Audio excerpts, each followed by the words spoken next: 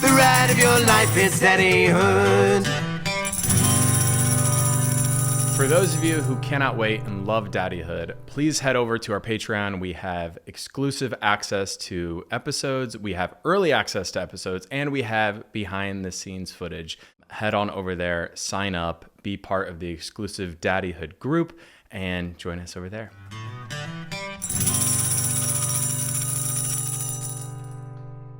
Welcome back to Daddyhood. As you know, I'm on my path to parenthood. Today's guests I'm so excited to have on Jesse and Justin. Welcome to Daddyhood. Thank you. Thank you. I like your hosting voice. Thanks. You know, I try my best to try to keep it.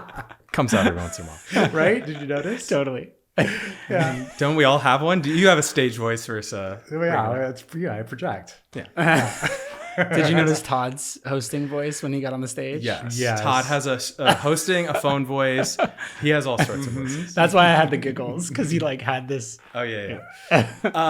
Before I get into your bios, I think you guys have been great friends. We've had good dinner sessions, and you've always been A+ human beings besides all of these incredible assets that you guys bring to the table and accomplishments and awards. So getting into But read them anyways. I'm going to. So Jesse is a Tony Award-winning actor, author, producer, and known not only for his creative work, but for his ongoing advocacy in the LGBTQIA+ community. Ferguson starred as a widely beloved character, Michael Pritchett. Mitchell Pritchett. Forgive me, just one. I'm dyslexic. Okay? Clayton. But I will say this, as someone who is in this profession, I am somewhat dyslexic. So Mitchell Pritchett on the award-winning ABC comedy Modern Family, which ran for an impressive 11 seasons. That's right. All that's right. Yeah. Accurate. Good job. Yeah, Great. I'm doing good so far. Yeah. In 2023, Ferguson wrapped his. I love that we just went straight to last names. It's very I know. athletic. Yeah.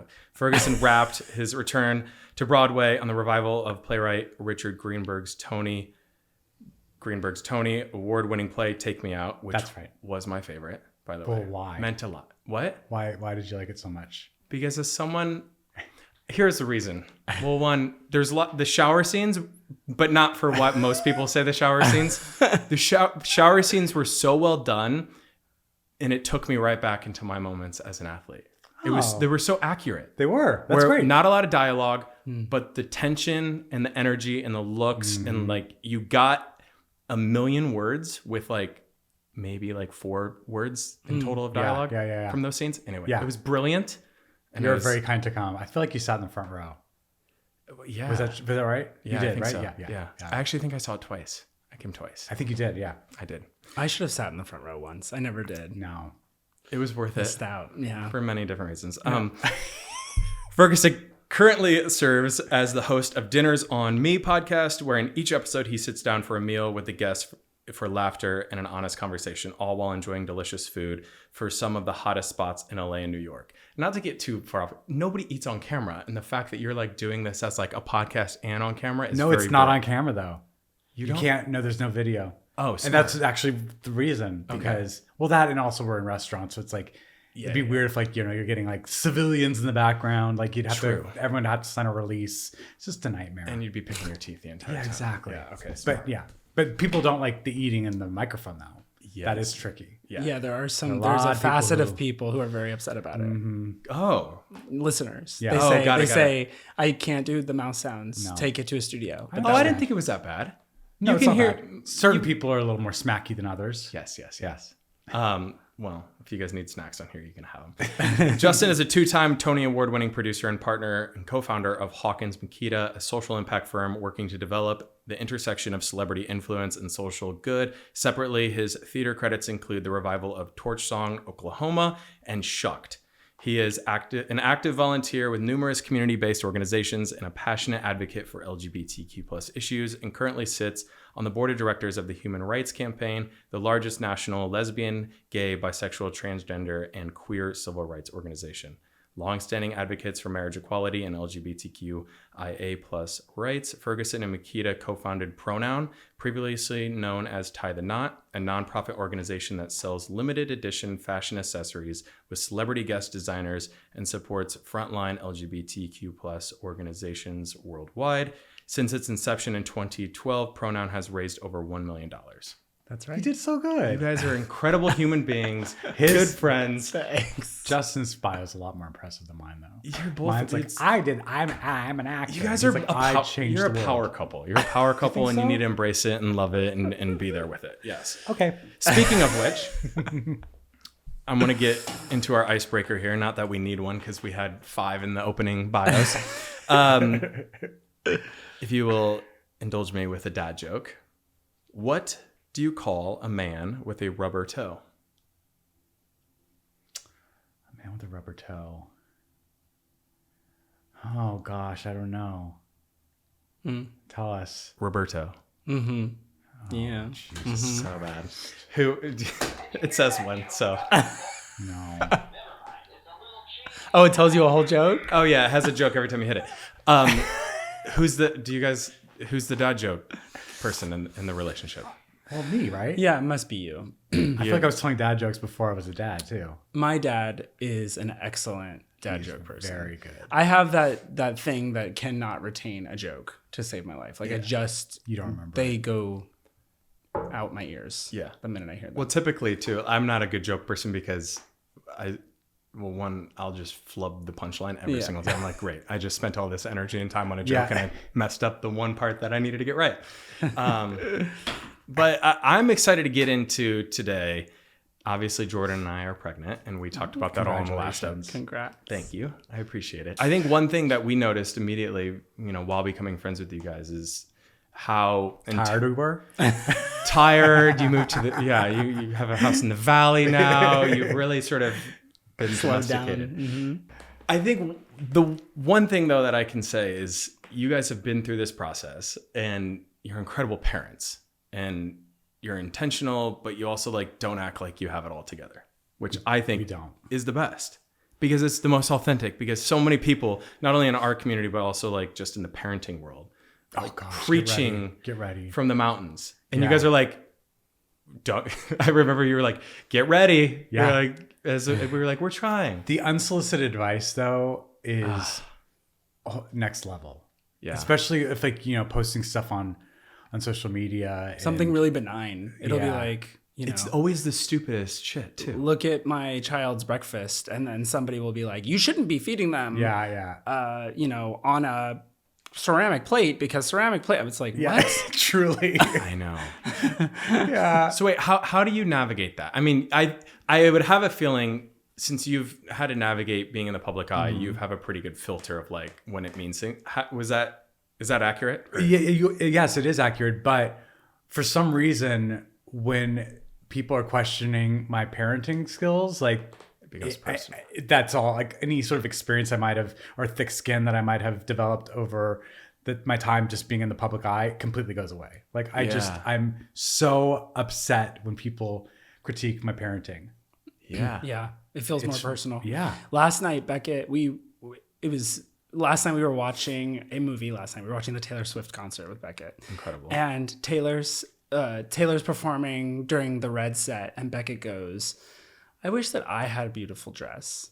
And I was like, okay, buddy, well, we can get you a beautiful dress. That's fine. And this isn't even a gay thing. It's more, I was just really proud of the moment because I felt like the response to me, had I said that, and I probably did at some point when I was a kid, would have been shut down. And I think today in our culture, regardless of if you're a queer couple or whatever, you're more prone to say whatever you want. It's just clothes. Yeah. It doesn't mean anything, right? Of course he can wear a pretty dress for a moment if he wants to feel what that feels like. Right. Why shouldn't he?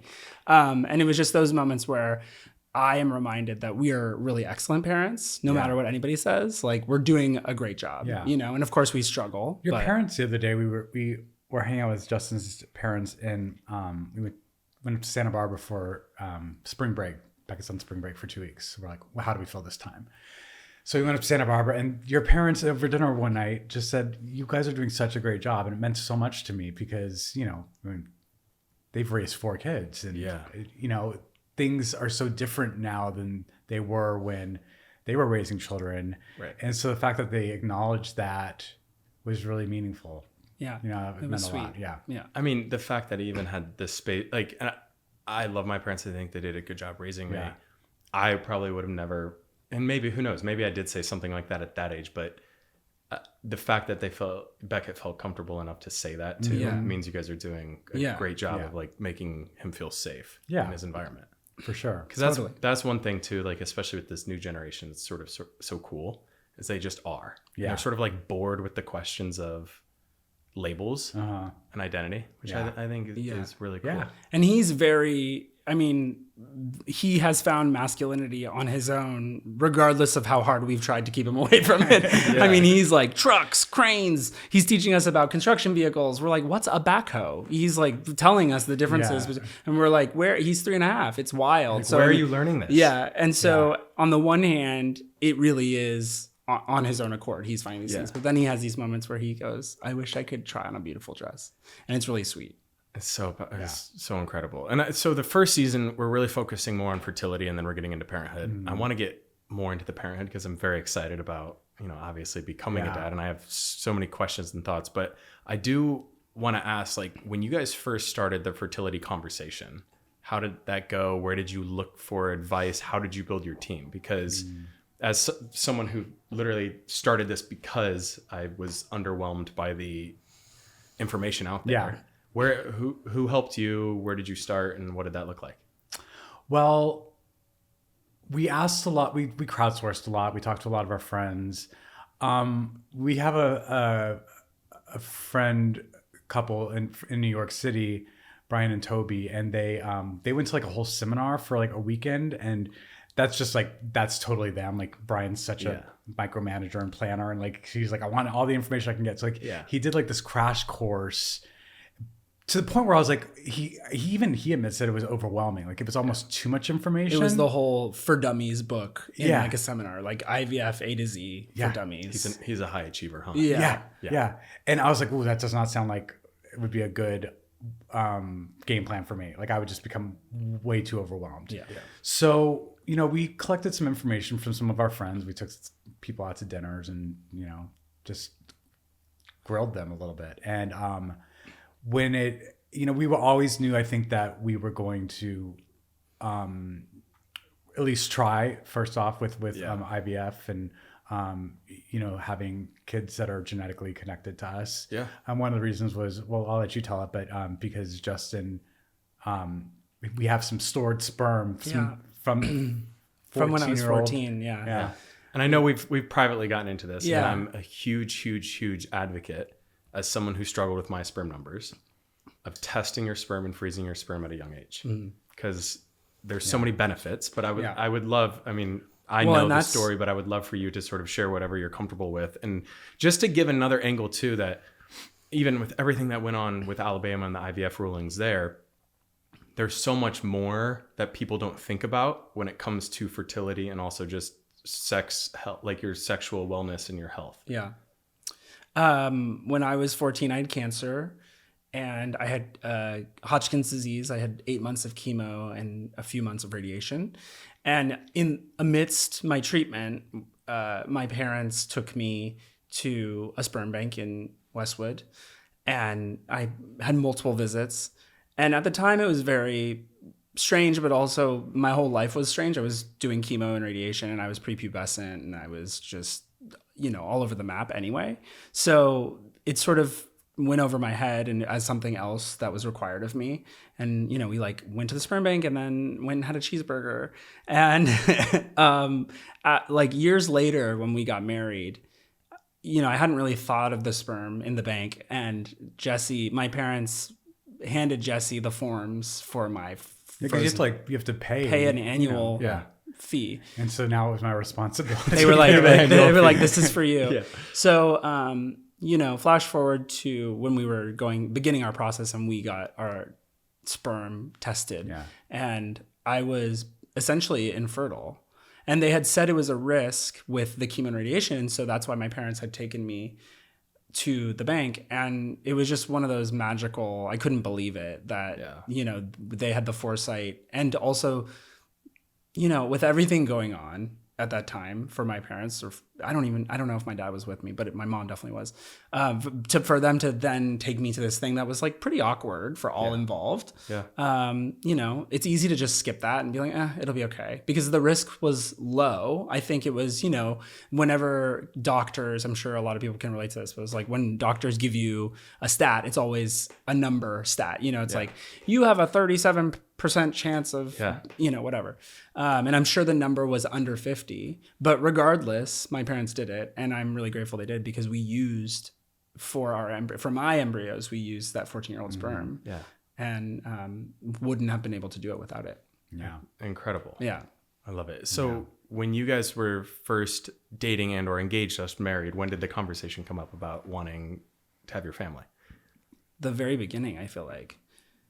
First date? Yeah, I mean, by the way, same with Jordan. It's like, that's really? something. Yeah, the one thing I took from Bachelor that I loved and like was sort of cool was I dated with so much intent after that show, because it like teaches you how to like sit down, and instead of asking like, what's your color? Where'd you go to? Like, you actually ask meaningful conversation and like meaningful things. I guarantee like within the first weekend of us hanging out, we brought up family. Oh, that's so interesting. I know. I don't know, but we did talk about it early. I mean, I definitely was always ready to have kids, no matter if it was Jesse or someone else. I always had a vision for myself that I would get married, regardless of if I was straight or gay, because at the time before I came out, I was going to get married. And then when I came out, even though it wasn't legal, I was going to get married. It didn't strike me that I might not be able to. And I was always going to have a family. And I don't think that was the same for you. I think you sort of found your way to marriage and to having kids in its, like, once you met me. Is that true? Well, I'm a decade older than Justin. So like I grew up in New Mexico, and Justin, you know, grew up in California. And I just feel like the stuff I saw both like on television and just like also around me was not supportive of like a relationship with a man and a family with a man. And so I didn't like have those dreams for myself. Right. Whereas I think, you know, Justin being 10 years younger than me and also being in a more progressive part of the United States, you know, I think there was just, and at that point, you know, there was examples of relationships on television and film and like things to look at. Yeah. I mean, it's one of the reasons I'm most proud of Modern Family is that like we created that for kids now. Yeah. But I didn't have that really growing up. So I just didn't have those dreams for myself. But I think once, you know, I met Justin and I, you know, felt like there was potential for this to be, you know, we're still waiting to see how this works out, but, you know, it seems to be going well so far. But once I saw that there was potential for a meaningful relationship, I think, you know, that all became very clear to me that I think it would happen. I think that's beautiful. And because as someone who grew up in not LA and New York, it's like what I like to say, just because like those two states do such a good job of representation and also diversity. Yeah. You really don't see it. And when you do, you sort of look the other way, or you have to watch it with shame or in secrecy. Right. Because it's like, why wouldn't you be paying attention to that on TV? Right. Or if that's like, you know, available to you, you don't want to be all in it. You're scared. Yeah. So, all right. So I love this. So then you guys decide you want to start. Do you remember like the first step, the first day that you went to a clinic? Did you call a lawyer? What did that look like? Well, what's sort of interesting is that when we got married, Justin says, I want to just be married for 5 years before we start having kids. And I was like, oh, okay. You know, I mean, I'm, again, 10 years older. And so like, for me, it just sort of felt like, yeah, I'm getting older and I'm just going to I'm going to end up being like a really old dad. Yeah. And, but aren't you glad you waited? I'm so glad I waited. Yeah.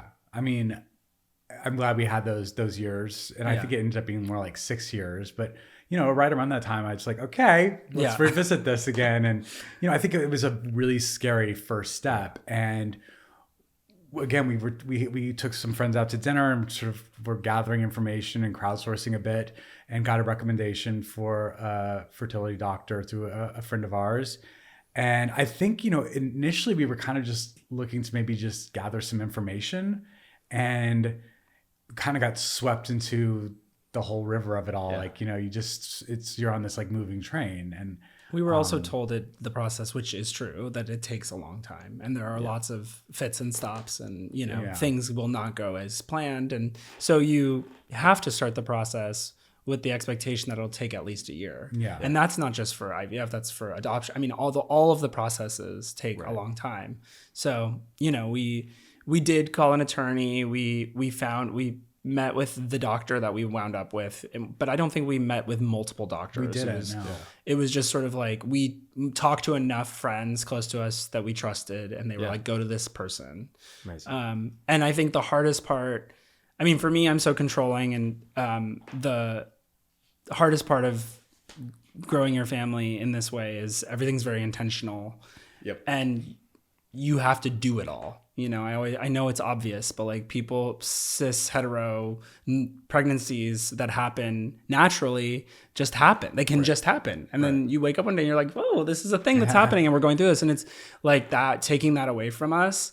We are so intentionally working on this, growing this family that it, is it's a lot of intent. We're very focused on it. And that's scary because you're making every decision. You want to make the right decisions. You don't want to screw it up. And, Was that overwhelming for you?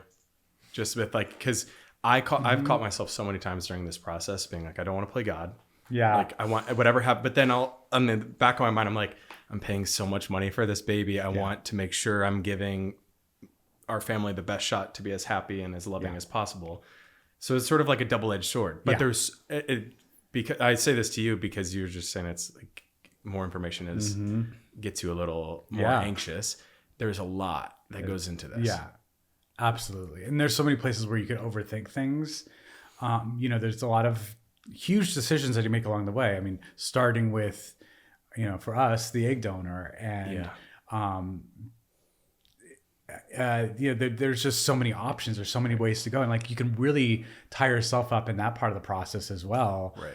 And we asked our doctor not to overwhelm us, and he showed us, I think, like 5 good candidates, and we chose from that 5. You chose from the first 5. Mm-hmm. Wow. Yeah.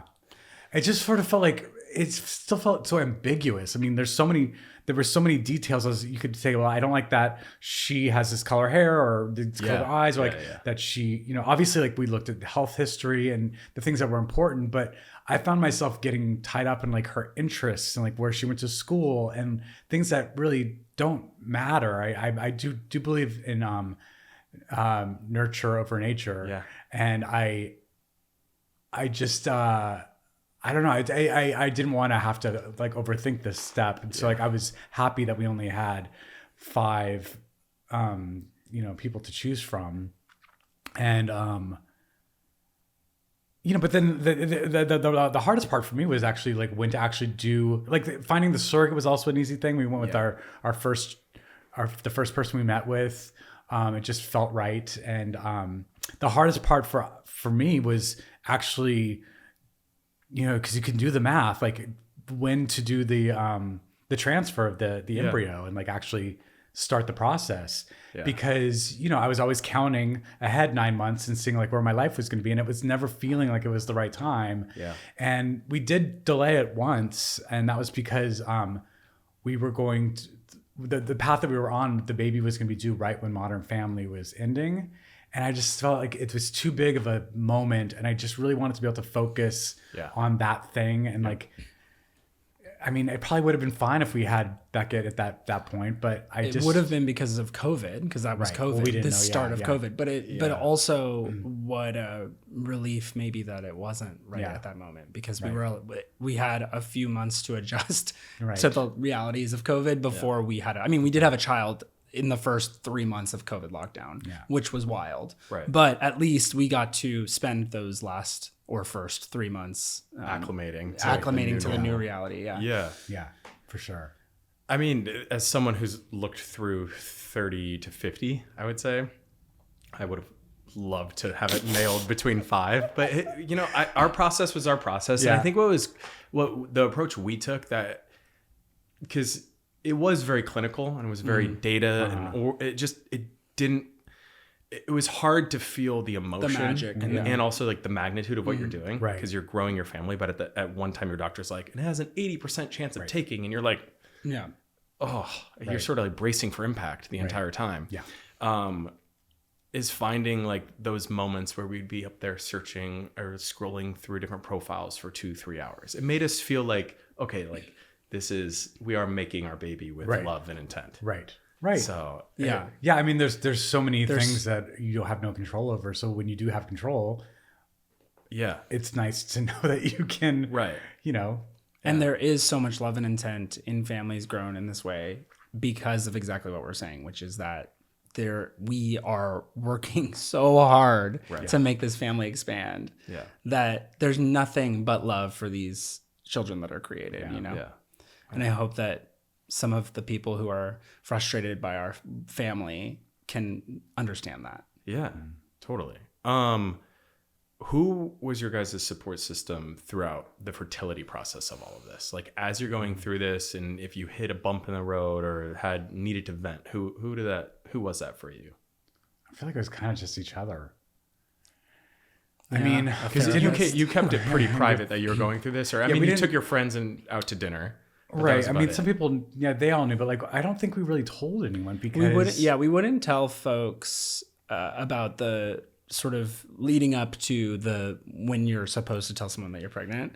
That happened to us. I'll just put our story. We went to do our transfer and then like told our friends that we were doing the transfer and then realized shortly after, they're expecting an answer now. Yeah. And we weren't planning on like announcing even to our friends and family until after the first trimester. Right.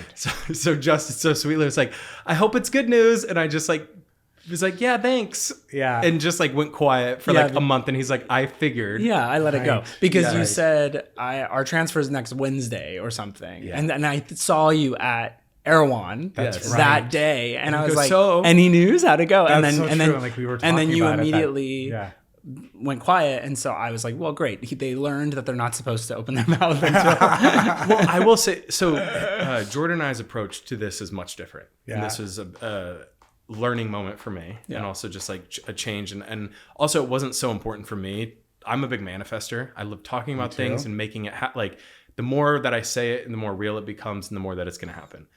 So for this, that's what I wanted to do with like all the intent. I was already using, the name of our child and all of those things. And Jordan was like, we can't tell anybody. Like I want to just like, until we're out of the first trimester, I don't want to jinx it. I'm very superstitious with this. And I was like, oh, this is a much different, like we're on two different pages here. Yeah. But it wasn't like one of those things I was like, it must be this way. Right. So then quickly I tried to put everything back into the bottle. I was like, oh, this is going to be hard. Yeah. As I'm like talking about it here and I'm like, oh, what do I say here now? Thank God you have this podcast. I know, right?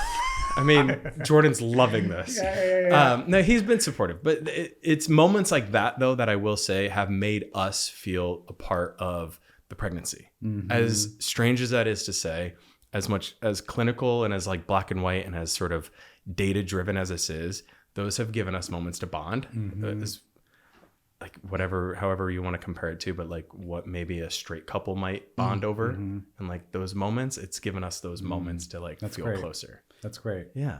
Yeah. I mean, we avoided telling our parents because, avoid, at least I won't speak for you, but my mom loves to ask a lot of questions. So I just and I knew, I mean, this was for reasons we just spoke of, the sperm and the storage and all the things. Like me having children has always been something that's really important to her. Yep. And so we waited until it was time to announce it. At least with Beckett. With Sully, it was a little less precious, right? Like with our second, we just sort of, there was like a big we did like a fun announcement for Beckett and Sully, we were like, we're pregnant. Right. I do remember, when we did our first transfer, we were trying for twins. So we did a boy and a girl embryo, and neither one took. I remember being a little down about that. I remember I was working at the time. I was on set, and it just sort of felt like this thing that like I was sort of hiding from people. So like I had to like keep the secret a little longer. Yeah. It wasn't even like I wasn't super upset about the fact that we weren't successful. I was more upset the fact that like we weren't like moving on to the next step. Yeah. And like, it was, I don't know. And I also, we were there for the actual transfer. We flew to, oh no, she came to us. That's right. She came to Los Angeles. And so we had dinner with our surrogate the night before and our husband. And then we were with her in the hospital room, and it just everything felt really tense. Yeah. And it felt, I don't know. Everyone was tense. She was tense. We were tense. And then that pregnancy didn't take. So when we did it again, we decided not to go. And it's like, let's just take out that part of it, because I was like, maybe that's not helping. Maybe we're actually. It was just such high pressure. It's such a, intimate experience for her, and we're in the room and her husband's there. And, she was so gracious and wonderful to us, and always allowed us to be involved to our comfort level. Yeah. But we just felt like maybe if we take like the anxiety, I mean, we were just emanating anxiety, I think is what you're saying. And so removing our anxiety from the room felt like a warmer space for everybody involved. Yeah. Well, I have a question to follow up with that, but we didn't, did you guys go to your transfer? That's what, we went to the first one. We went to the first one and didn't go to the second. And didn't go to the second. We didn't go to the first one either. So we had sexy time during that time, because we were trying to find moments to like be as part of this as possible. So we set our clock in the middle of the day. Hilarious. And really we had sexy time. That's really funny. So funny. We helped conceive the baby with energy and love. Yes, absolutely. What made, and you once again, you do not have to answer as much as you're comfortable. What made you change your game plan then from twins, or maybe you didn't? We always tried. We tried again for twins. Okay. Yeah. I think we tried for twins, the first transfer, which neither took, the second transfer, which only one took.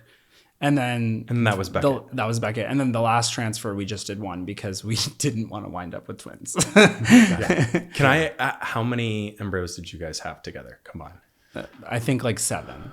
Combined 7. I had 2 viable ones, like, because they grade them, as you know. And so I had 2 that they were comfortable transferring. And they were both girls, I believe. So we used those, and neither one took. So when we decided to have Sullivan, we had embryos that Justin still had that were viable. Yeah. And we chose not to use those and do another round of embryos of just for me. Just speaking candidly, we're sort of in a similar boat where Jordan had more embryos than I did. So now it's like I have to revisit, because most surrogates won't actually, I have to check with my lawyer on that, but like most surrogates don't want to sign up for only like a one and done. So like an agency won't actually let a surrogate sign with intended parents if they only have one embryo that they're planning on transferring. So I have to just make sure that we figure all that out, which is nobody tells you about any of this. I don't think that wasn't the no, case but for us, she came to us when she was ready to do it again and offered to us first. And so I think that actually pressured us to start our second process or third process, I guess. So you use the same surrogate twice? We use the same surrogate, yeah. Same egg donor, same egg donor, same surrogate. But your surrogate is in California, right? Yes. Yeah. We were advised to get our surrogate out of state for better or worse, but it was, so our kids were born in Las Vegas. Well, one of our first surrogate was Las Vegas. Yeah. Right outside of Las Vegas. Yeah. I think we had this idea that we were like gonna go there for like the birth and see Gaga, go see Lady Gaga, Britney Spears. And, I love this. It didn't. The delusion started right away. Shake out that way. It was the middle of COVID, and we were staying at the Red Rock casino. It was. Oh, you were off strip. We were off strip. So far off. We were in Summerlin. Summerlin, yeah. And we, everyone was in masks inside. I mean, it was like we didn't want to fly because of it was just like a weird time to be there. Yeah. Oh my gosh. Wait, so you went to Vegas for the first, and then she flew for the both births were in Summerlin. Okay, got it. But when she flew in, that was for the transfer. Yeah. So many things. I know. So many. Like I look at my calendar from like the last 6 months, and like we're all the doctor's appointments. These women are incredible. Yeah, they're doing this for us. Yeah. Like, injecting themselves, and like we were on all of the emails for all the hormones and the schedules, and I'm like, I was like, amen to her for being able to follow this. Right. It's intense. Yeah. So Yeah. All right. Well, you're here now, and you have your beautiful family. As someone who's expecting soon, lay it on me. What do you? I know you've already shared some tips. Well, your house is just so clean right now. Yeah, get ready for that to change. I just saw him. I saw them at Erewhon the other day with Beckett in his Batman cape, walking to the kids' club. We call it the kids' club at Equinox. Yeah. And Beckett was so excited, and they got to meet him briefly.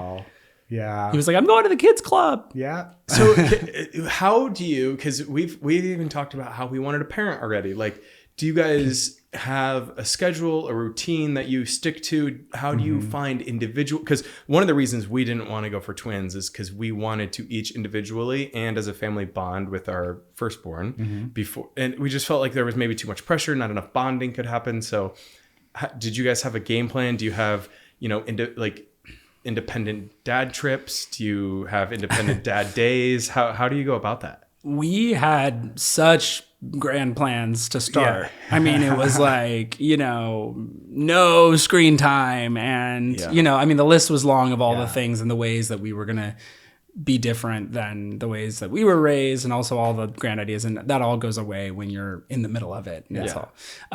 But we have a pretty rigid schedule in terms of like sleep, which was helped to be set by our nannies, and also our nanny and our sleep night nurse who helped us at nighttime in the beginning.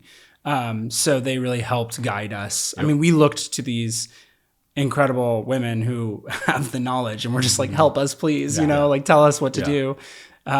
So our kids sleep so well. They love to go to sleep. Yeah. And we're so lucky in that way. So I think like really following schedules, at least in the beginning, is important for sleep, because you guys need to sleep. That's it. Well, we've already had this conversation too. And I know there's, once again, a lot of people have a lot of opinions when you start bringing other people into your family for support.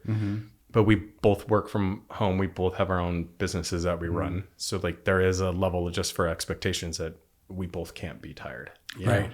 And so we are, seeking that out right now for help. And I think it's amazing, once again, to be in this position, but also just the access to, good help out here, once again, it's a whole nother process. Yeah. So. Yeah. And we have my family so close. Yeah. Like we're so lucky. My mom moved in during the COVID lockdown with Beckett and stayed with us for, 6-8 weeks. Yeah.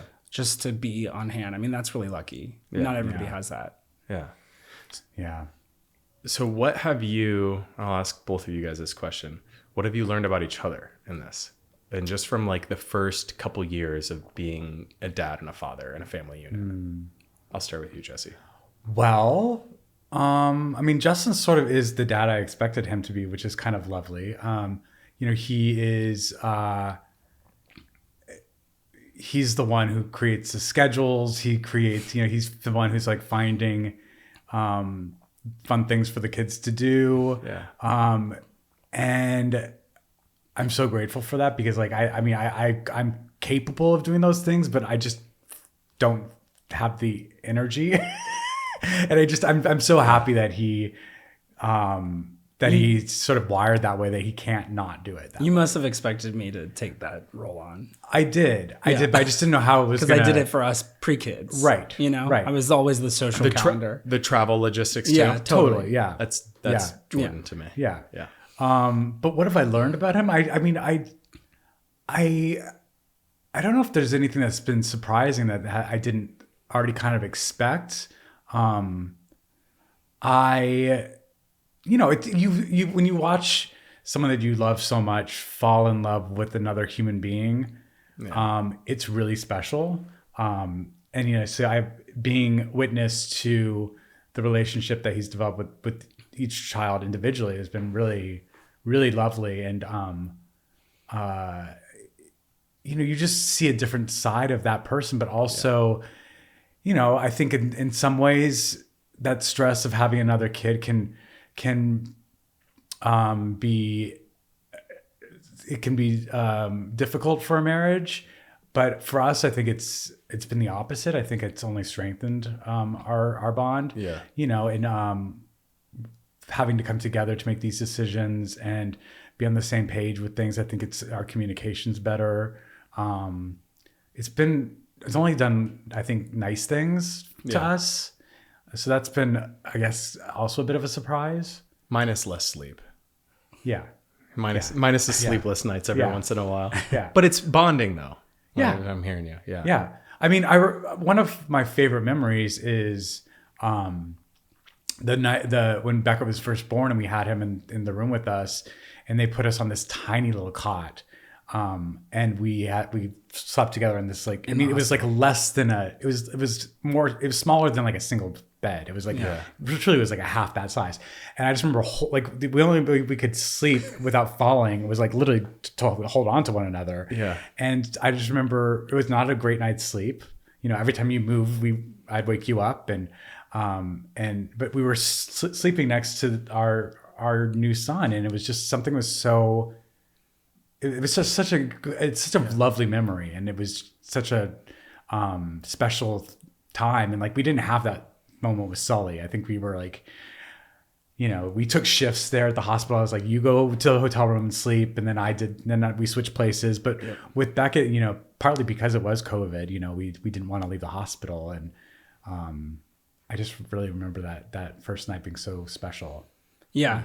I'm sure everyone can agree that when you have your first one, it's like so overwhelming. Everything is new. So by the time the second one comes, you're like, okay, I've got this down. Yeah, we can make a more efficient version of this. With Sully, we took shifts, we got some sleep. I got sleep so I could drive us home or whatever, I agree that it's brought us closer together for sure. I forgot the question. What was the question? I was just saying, the question was, what are the things that you've learned about me that you like? Oh, this is just like a moment for you to compliment. And, Yeah. No, I remember the question.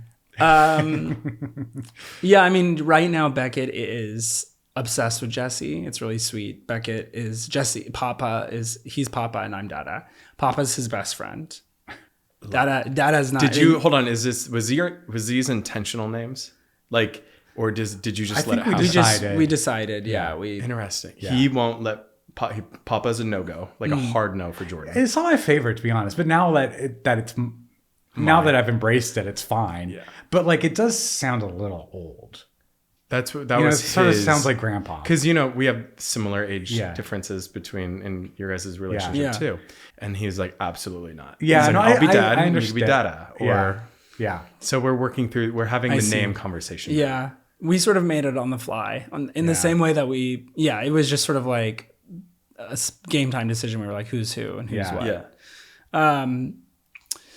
But anyway, Beckett is really, it's really charming seeing how I always thought Jesse would be the fun dad. And that's not to say I'm not the fun dad. I am also fun. And, I think I've been spending a lot of time thinking about what it means to play with a kid, because it's exhausting a lot of times. And there are stretches of time where, someone said somewhere on Facebook someday that like the minutes are long, but the days are short or something like that. Like it goes by so fast. And the days are long, but the years are short. Yeah. Whatever. Yeah.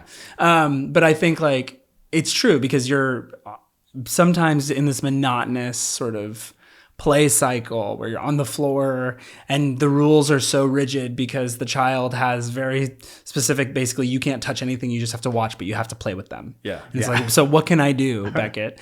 But anyway, the point is that, still you find such joy from little moments, and things that they say are so charming and funny and wise. Yeah. And honest. And pure. Yeah. Yeah.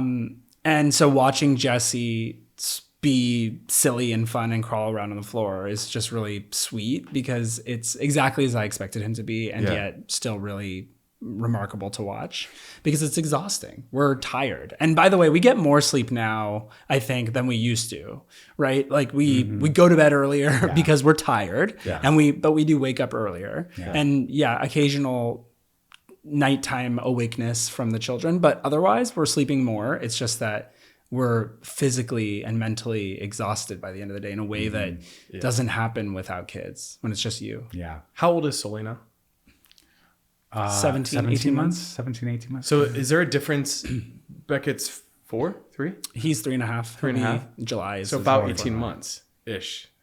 Math was never my strong subject. Mine No, either. no, he's 3.5. So he's 12, 24, 36 months. That's 36 plus Okay, got it. 6. Okay, Whatever because that we're is. we're having none of us are math wizards here. Yeah. We'll edit that. We'll leave in everything else, but we'll edit that. Do part. this meme. You know the one where she's like all the science. Yeah. I was like, I'm exhausted just talking about this. We're having that conversation right now. It's like, okay, well, and not to get ahead of ourselves, but like planning, like it's a very real thing. Where are we going to be at now? And I remember having that conversation with Jordan too. He's like, I sort of want to like hurry up and do this. It took us 2 years from start to finish. See? And, Yeah. you know, hopefully everything goes how it has to go, but it's been, you know, I hear a lot about barriers to entry and like, yes, obviously money is one of them, but also there are so many bumps in the road that it sort of rubs people the wrong way. Like, I can't do this anymore. It's too emotional. It's too hard. It's too taxing. There's too much going on. Yeah. And that's a very real thing too, is just sort of like along the way, how things are going. Yeah, and it never stops because the minute you start the process to, I imagine, never with children, that never goes away because right now there are various, like, you know, Beckett has asthma, so we deal with like inhalers and, you know, like that's like watching these small creatures have sickness or illness is like heartbreaking because you're just like, give me your cough or give me your asthma, I'll take it. So it's just like never ending, right? I know. I think there was a moment early on when Beckett had, you know, baby acne, which is pretty common, and Justin was really stressed out about it. And I was like, oh no, we can't be this stressed out about the baby acne because like there's so much worse to come. Like, like things are, you know, it's gonna be it's so much worse than this. It was like on his eyelids. I mean, he was like this big, and it's like, you know, it looked so painful. Yeah. But it was very common allegedly. Yeah. How do you guys navigate the sometimes inappropriate or invasive questions? And especially like both of you have been now in the public eye for long enough to like know when you run into people out in public and or there's people that might be in your outer circle that you're not always like, they're not in the know, but they ask wildly inappropriate and sometimes offensive questions. Like, for example, we get all the time is, well, whose DNA is it going to be? And then I was like, we're not like, just the way that we're intentionally, like, we're not ever just like fully disclosing that. We're going to be like public about that. But like that gets asked a lot. There's a lot that goes into this that are like, you know, I had a family member ask who's going to be the mom and the dad, who's going to be the dad in the relationship. And I'm like, what does that mean? So there's like these questions that pop up. How do you navigate those? And also like, and this also goes into just like posting kids. Do you post your kids? Do you not? Like, how did you guys manage all of the complications that comes with being in a same-sex relationship? Right. Well, it's interesting because like when we had Beckett, you know, we noticed in the hospital room, there was, you know, they have that like whiteboard, but has, you know, all these stats and stuff. And there was a line for, it was, you know, mother, everything was for the female. And like, I was like, well, that's weird. And then, you know, even the nurses, when they came in and they saw these, you know, that we were a same-sex couple, they kept asking us how the mom was doing, which I was just sort of taken aback by. Obviously they met the surrogate. And, so I would always just say, well, our surrogate's doing good. And like, I would just kind of gently correct, but I was taken aback by the fact that like, I mean, we're also in, I mean, I don't know if it's because we were in Utah, but you know, it was. We weren't in Utah. We were in Nevada. Oh my God. Cut I was that. like, did Vegas move? Jane, we're going to flag that. Yeah, we were in Nevada. So we, I don't know if that was part of it, but like, I was just sort of taken aback that the professionals, the nurses weren't a little bit more intuitive. So I was already kind of like, you know. Yeah. We basically were forced to come out along the way from the moment we were in the hospital, you know, getting into the hospital, get the security at the door. What are you guys doing here? We're the parents, we're the intended parents. which one of you is the parent? We're both the parents. It's like we're the dads. We're the, it's like coming out to him, not literally saying we're gay, but coming out in that moment to say we are going up to the every nurse, to the nighttime nurse, to the night shift, the day shift, whatever. They're all, how's the mom? The surrogate is fine. Yeah. Again, coming out. And then, even all the way to the birth certificate, which by the way, still our children's birth certificate says mother and father. Wow. And Jesse's the mother and I'm the father. I love it. But it also says mother. Now the new version, because I just got an updated version, says mother/parent. So at least they made that change. But it's just all these moments where you're like, oh, this is so still not up to date, And the other piece that I don't think people ever think about, and you guys should think about as well, is like, the surrogate is the patient until the baby is born. Yes. And you are not privy to information on the surrogate because of HIPAA laws. Right. Until the baby is born. So in other words, as it should be, everything is about the surrogate. It's she is the patient. She is under the care. Yeah. She is the one getting the information, her and her spouse or whoever is in there with her, if it's you. But like, she and we can't get the information. If we weren't in the room with her, which we weren't allowed to be during Beckett's birth, because of COVID, we couldn't get information from the nurses about how our surrogate was doing, unless she picked up the phone and called us or texted us, or if her husband called us or texted us, because of law. And so, it is that weird middle ground until the baby is handed to you, that's a separate environment. So, I love the fact that you said, like, at the beginning of all that, you have to keep coming out. Because that was explained to me when I was first coming out. And I was like, I had a Netflix show and like everybody should know that I'm gay. Totally. So I never really understood what it meant being like, you're going to come out for the rest of your life. In forever, tiny ways, you will find ways to have to come out. Yeah. And the two of you have done so much for marriage equality and just, same-sex couples and your advocacy work over the years to even allow somebody like me to come out. So thank you for that. And also, but like, even like speaking on that, hopefully we've done so much and we're getting there, but there's still like little ways like that I think when people now can see, oh, this is a norm that needs to be changed. Right. Because this is a norm that like put me in the closet. When after therapy and, I look back and I was like, sports, religion, and my want and desire to be a dad is what kept me in the closet for as long as it did. And it was like the dad piece that really actually had a lot more to do than with what I thought it did with the closet. And it's because the way that our society is sort of set up for parents, and it's not a thing that's talked about. Right. Yeah.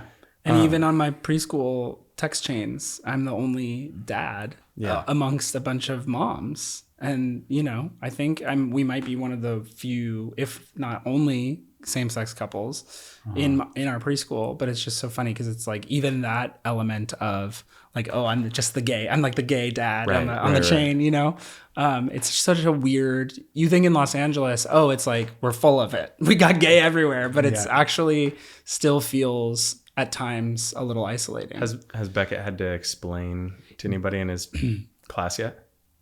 No, Beckett doesn't understand yet. He has asked like mom, like who's my mom, but it's very simply answered, which I think is that there are different family structures. Some people have 2 moms, 2 dads. Some people have 1 mom, 1 dad. Some people have lots of parents. Totally. And so that's just simply put for him. He's a little too young to get the nuance. Yeah. But, there was one day at preschool where it was a thing was happening and parents were at school and the kids were coming out and the teacher was like, raise your hand if your mommy is here. And then she saw me and then she's like, or daddy, it was like this element of like, because I was the one volunteering with some of the even moms. Here in LA, which I think is an important call out. Yeah. Yeah. So it's just, it's like certain, but our school's amazing and they're not, it's just like it's just we have all been trained. We do the same thing. It's like we had this goal when we first had kids. We thought, shouldn't all kids be treated as non-binary, right? Because they just are genderless. It's the thing about wanting to have a beautiful dress or, like what is this? That kids are just experiencing gender. You're not attaching freely. a label to them without them like knowing for sure that that's their label. Yeah. And so it's just like something to think about when you have kids, because they're so free to express, and if you can let them live in that space for as long as possible, because eventually society will impress whatever labels that we do through all of our media and whatnot. But if you can try and help them stay in that place for a long time, I think it's really powerful and freeing. Yeah, for sure. What do you guys do to take care of yourselves in all of this? Like, I know that there's moments where it's overwhelming, where you feel like you don't have enough sleep or enough time in the day. How do you take care of yourselves? We're pretty good about doing date nights. I plan them. Of course. Surprise, surprise. Yeah, that's important for us. But you like planning them. Of course. You do, yeah. And we'll get away. We'll again, we're so lucky that Justin's parents are so close, because they're great. It was a little easier when it was only one, but they'll take the kids for a week or so and let us get out of town. So I think that time that we carve out for just ourselves is really important. We try and obviously, you saw Justin going to the gym with Beckett. Like, there are ways to do the things that you need to do to keep yourself healthy and your mind, healthy, and still parent. You just sometimes have to be creative and look for the resources and figure out where they are. Like, our gym happens to have a great kids club, so that's helpful. What do you think? Yeah, I mean, like meditation. You and Jordan are peas in a pod. Yeah. I can't meditate to save my life. My brain just works too quickly, and I have too many thoughts. It's hard sometimes, but both of us have cut down a lot on drinking and late nights, which helps, because it's, not easy to parent hungover. Yeah. They are as demanding as they will be, regardless of how you're feeling every day. So that has definitely helped. We feel a lot better in those ways. Yeah. So, I think that's it. Yeah. I love it. Well, more dates. You plan one. You plan the next one. So do you, as of right now, when you were going through your path to parenthood and how you wanted to build your family, is there anything left still to do? Are you guys still considering expanding in any way, shape, form, or fashion? No. Two is it. Two is it. How many? What's your ideal? 2? No, you want like 7. Well, so here's where we're at right now. 2, and then reevaluate to see where life is for a 3rd that we might consider adopting. Amazing. So that would be sort of just do a different.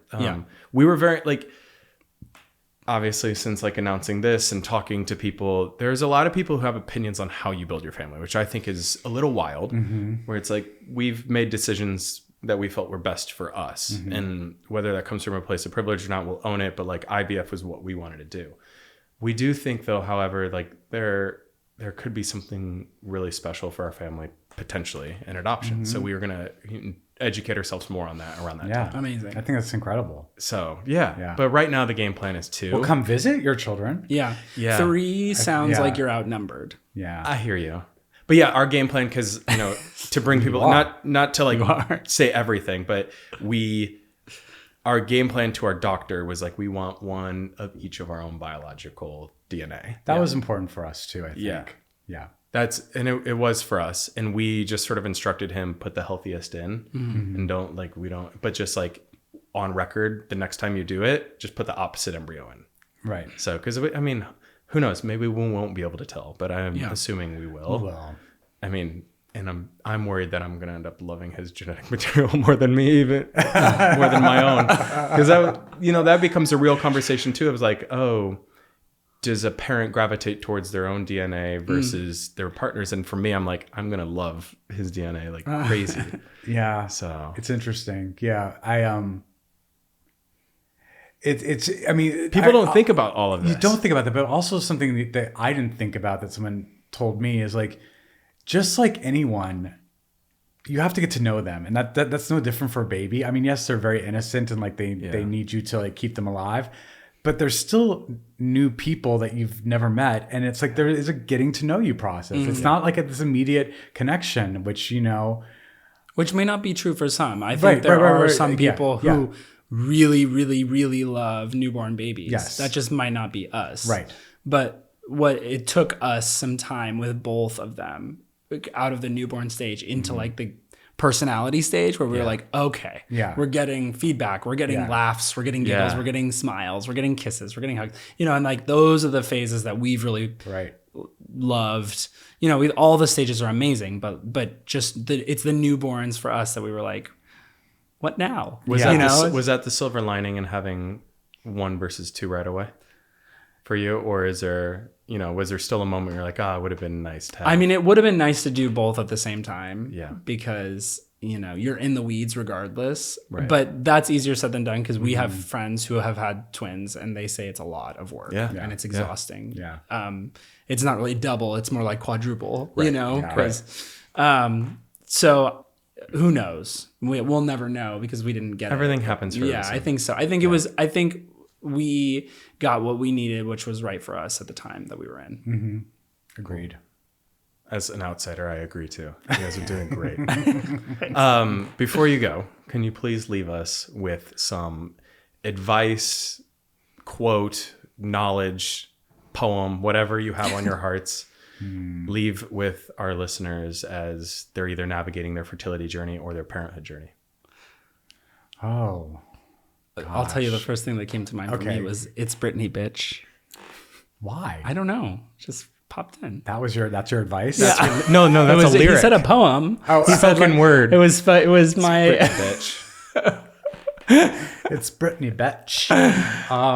The days are long and the years are short. It's very true, actually. Yeah. I can't believe Beckett is as old as he is. Like because we do have 2 and, Sully's following him in all these stages. Yeah. You look back and I was like, I can't even remember what Beckett was like at that age. You really do kind of forget. Yeah.